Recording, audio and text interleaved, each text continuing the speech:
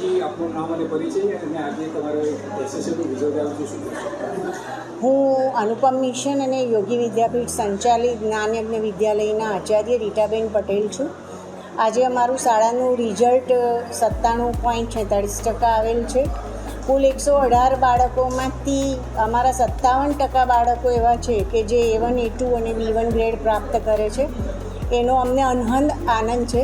શાળાનો વિદ્યાર્થી દીપ સોલંકી એ 99.99% મેળવે છે, જે અમારા માટે બહુ ગૌરવની ક્ષણ છે.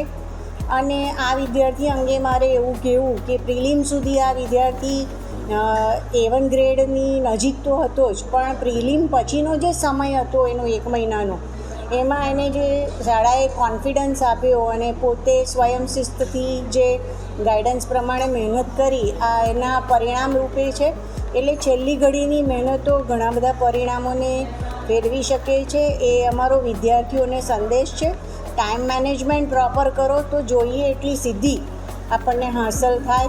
હા, આ સંસ્થા એ સંસ્કાર સિંચન અને મૂલ્યને પ્રાધાન્ય આપતી સંસ્થા છે.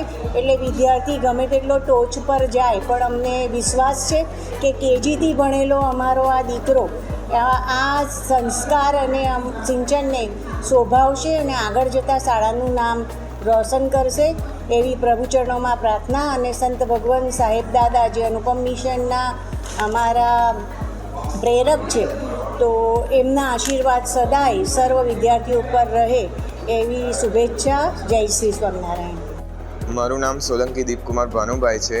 હું જ્ઞાનયજ્ઞ વિદ્યાલય શાળામાં અભ્યાસ કરું છું અને મારે ધોરણ 10ની બોર્ડની પરીક્ષામાં 99.99 PR આવ્યા છે અને સ્કૂલમાં પ્રથમ ક્રમાંક આવ્યો છે. આ શાળા સાથે હું નર્સરીથી જોડાયેલો છું. આ શાળા માત્ર શિક્ષણ જ નહીં, પરંતુ શિક્ષણની સાથે સાથે સંસ્કારોનું પણ સિંચન કરે છે.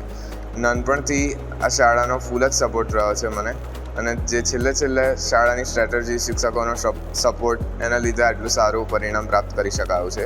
અને મિત્રોનો પણ ખૂબ સારો સપોર્ટ રહ્યો છે. બધા મિત્રોએ સાથે મળીને મહેનત કરી અને બધા મિત્રોનું સારું પરિણામ આવ્યું છે. હવે આગળ મારે 12 સાયન્સમાં એન્જિનિયર એડમિશન લઈને એન્જિનિયરિંગ કરવું છે.